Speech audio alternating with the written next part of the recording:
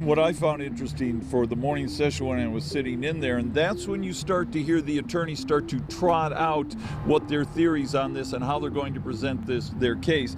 So it was interesting. For the first time, you get to hear what some of the allegations are, one of the supposed strong points, but also where you could poke some of the holes in the state's case. I found it was interesting that he said, well, we've got Richard Allen confessing 61 times, but more or less saying to the jurors, how many of you watch CSI? Well, how would you feel if we didn't have DNA and we didn't have a murder weapon and we didn't have all of our phone data? To which left me sitting there going, well, they just must be softening up the ground, saying, don't expect we've got this, because we don't. Yeah, there were a lot of questions about the evidence. How much evidence? The prosecutor kept asking, do you need a murder weapon to convict? Do you need DNA to convict? Some jurors said yes, some said no. It did sort of set up what we have known for quite a while, is that they don't have some of those solid core parts of evidence, at least that we don't know about. They don't have those for their case. The other interesting thing was the defense team, and they're poking sort of holes in the case already.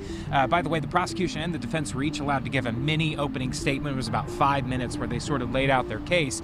And the defense, you know, those confessions have really been a huge part of this case. But the defense attorney, Andrew Baldwin, said, well, Richard Allen did confess to killing the girls, but not in the way it happened. He said that Richard Allen confessed to shooting them and then burying them. Neither of those things have happened from what we can tell. So the confession basically sort of, you know, putting forward that was a false confession. That's what they're having to say. And to listen to both sides take the same coin and flip it on either side. For instance, with the prosecution saying, if you hear it from his mouth, do you take that as gospel? And somebody said, well, yeah, because he said it. And other people said, well, depression, anxiety, mental illness can make you say different things. And of course, the defense comes back with, well, what if you find out that he was living in some coercive incarceration conditions? And a woman who was a nurse, another one who was a school teacher, I don't know if they made the jury, said, yes, that would definitely be something that I would consider.